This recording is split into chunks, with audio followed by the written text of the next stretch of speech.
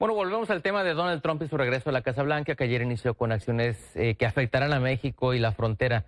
Para hablar de ese tema, saludo con gusto esta mañana a José María Ramos García, investigador del Colegio de la Frontera Norte. Nuevamente, ¿cómo está? Buenos días.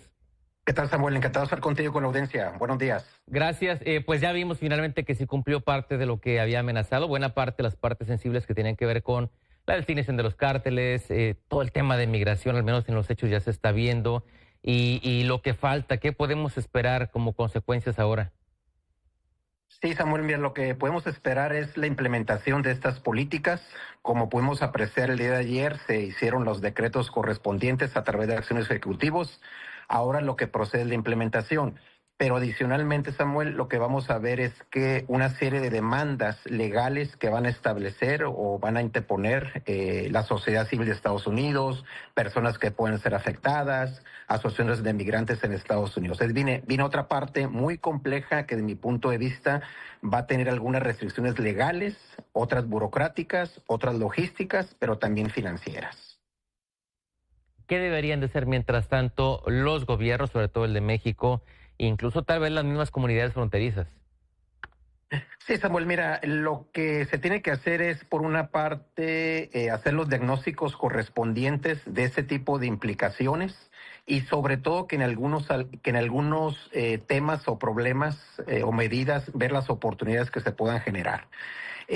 Por otra parte, ver también el nivel de afectación, porque ese nivel de afectación es muy importante. Te voy a compartir un dato. Cerca del 50% de los migrantes irregulares en Estados Unidos son mexicanos y la mayoría de esos mexicanos están ubicados en ciudades muy importantes, gobernadas por demócratas, pero también gobernadas por republicanos. Uno de los estados que va a ser muy afectado son el estado de Texas, cerca de 1.200.000 personas que viven en ese estado. Entonces, imagínate, Samuel, la afectación que puede tener para actividades agrícolas y de servicios, que se pueda hacer una expulsión de ese 1.500.000 de personas que están en situación irregular. Es muy complejo. Por ejemplo, con las personas que nazcan a partir de ahora ya de padres ilegales o que crucen solo desde México para dar a luz allá. Este tema es igualmente muy delicado desde el punto de vista legal.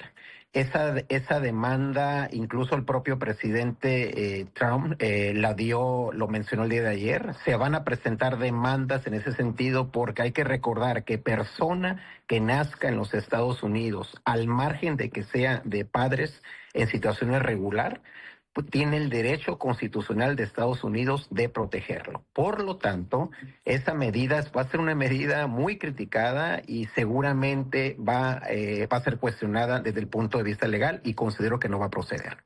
¿Sería anticonstitucional? ¿Estoy bien? Así es porque, como lo comento, persona que nace en Estados Unidos tiene el derecho de recibir todas las atenciones legales. Incluso, por ejemplo, los migrantes en situación irregular tienen una serie de derechos legales en Estados Unidos y ese aspecto debe ser considerado en las acciones consulares que se puedan llevar a cabo y que son sin duda alguna importantes.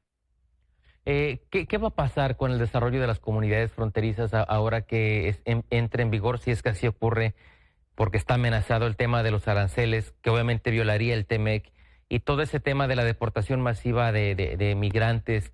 ¿Qué va a pasar finalmente con ciudades como Tijuana, El Paz, bueno, Ciudad Juárez, Reynosa, Laredo? ¿Qué podría ocurrir con ellas si ocurre una avalancha de deportaciones masivas y al mismo tiempo se empiezan a cambiar las reglas arancelarias? Mira, son dos efectos interesantes. Por una parte, la medida que comentas de la deportación, yo en lo particular la cuestionaría porque es muy complejo por las razones que hemos comentado, financieras, logísticas, burocráticas. El promedio que estuvo expulsando la pasada administración del presidente Biden fueron cerca de 20.000 personas al mes. En un máximo fueron cerca de 270.000 personas al año. En el periodo de Trump, el anterior, fueron cerca de 260.000 personas. Es decir, es muy complejo desde el punto de vista logístico, burocrático, financiero, hacer una deportación masiva. Sin embargo, el supuesto de que se pudiera generar esa situación obviamente que puede tener una serie de situaciones complicadas, sobre todo en las ciudades en donde generalmente se deportan los migrantes, Tijuana, Mexicali, Ciudad Juárez, Matamoros. Y aquí lo que hemos visto es algunas acciones de coordinación por parte del gobierno federal con los municipios a través de los albergues. Aquí lo que se requiere, en caso de que sea una situación más compleja y más delicada, un mayor financiamiento por el Congreso para atender este tipo de necesidades. El tema que comentabas de los aranceles es una situación compleja también. En primer lugar, es una violación al TEMEC. Seguramente México tiene que acatar, tiene que solicitar un panel en caso de que efectivamente se pueda cumplir. Y eso pues va a afectar porque finalmente recordará, Samuel, que una de las principales actividades que se lleva a cabo en la frontera norte tiene que ver con las actividades de la maquila relacionadas con el sector automotriz, autopartes. Y los principales beneficiados son tanto los consumidores, pero también empresas que se encuentran en los Estados Unidos. ¿Qué acciones podrían tomar también, por ejemplo, los empresarios que ven amenazados sus intereses de exportación a partir de febrero? Sí, lo que tienen que hacer los empresarios estadounidenses, que son los afectados, y van a ser los consumidores, ellos seguramente lo van a externar a las instancias ejecutivas correspondientes a través del Departamento de Estado, Departamento de Comercio, entre otras instancias, a sus propios legisladores. En segundo lugar, tenemos una serie de cámaras comerciales entre ambos países que seguramente al verse afectados sus intereses lo van a plantear y los mecanismos correspondientes. Entonces, yo creo que al final esa propuesta, yo pensaría que no va a concretizarse, más bien es una estrategia de presión, sobre todo para tratar, y lo ha dicho el propio presidente, ¿no? Para que México fortalezca sus acciones en materia de combate al fentanilo y una reducción de la migración irregular.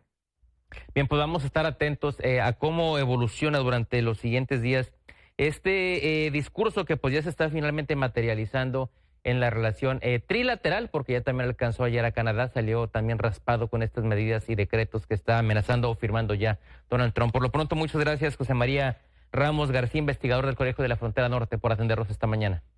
Encantado, Samuel. Un abrazo, buen día. Abrazo, Hasta luego. buen día. Adiós.